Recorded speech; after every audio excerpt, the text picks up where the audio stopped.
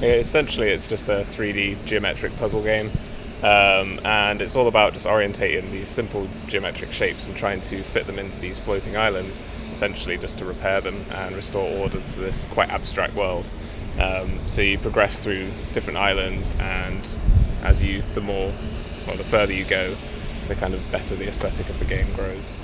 How did you come up with that idea then? Where does it originate from?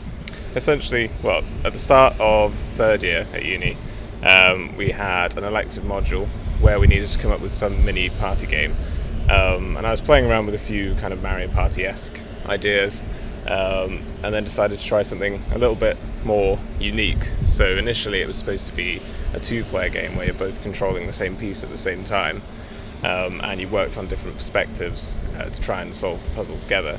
And then our lecturers were quite keen on the idea, quite liked how it was going, so we took it to Sony down in London to pitch it to them, which was terrifying.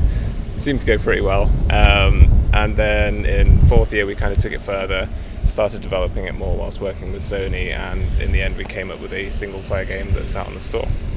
Obviously, when did the idea start? How long has it been in development? And obviously, because I know it's the first game that's been published on PS4 by a student. How proud are you of that? Really proud. Yeah, it's just a cool thing to be able to say that you're the first of anyone to do it. The project actually started, it would have been around September 2013, so it's been a while in development, but of course we've had that to do alongside many other projects, so it's quite difficult to juggle it all around, but as something like that crops up, you're bound to spend quite a lot of time doing that to make sure, because that's the thing that's eventually going to get you a job, I guess. Yeah, and talk about Steel Minions, what exactly is that? Yeah, that's the little it's Hallam's little indie development studio. So it's completely all students. The lecturers are there to kind of help it through and stuff, but they don't produce any of the work or anything like that. And it's basically just any students that kind of show some sort of initiative or have a promising project. You basically push it through the Steel Minions studio, and you essentially become a part of it. You work on it for a while alongside your other projects, and then you get something that's a little bit more polished and or potentially released on a store.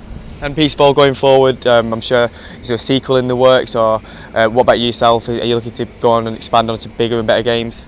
Well, at the moment I've recently gotten a job at Sumo Digital, so I'm not going to be working on PieceFall any further. But we have discussed, like the team and my lecturers, we have discussed before about how we might do something more as a little studio, which probably wouldn't involve that much input from me, but I might come into the studio if other students are working on it just to see how it's going and maybe offer some ideas or something. But it's almost like handing the torch over essentially to some newer students with their projects. Obviously, I'm sure you've been into gaming quite a lot of your life. For someone who's looking to get into something that you've done, what would you say the path is for you? I mean, obviously, I know you've chosen to come to university and do a degree. Is that the best path, do you reckon? For me, definitely, because I think up until 12 or 13 I didn't even know that these courses existed, and it was only because I happened to be looking around just to see if there was something like that. But I've learned completely all my skills to do with gaming, game design at Hallam. I didn't have any experience before that, so I've learned it all here, and I definitely recommend it. But I guess other than that, if you've already got a bit of 3D art skills, there's plenty of stuff on YouTube, stuff like that to teach yourself. There's digital tutors, all these subscription services where you can learn a lot of it.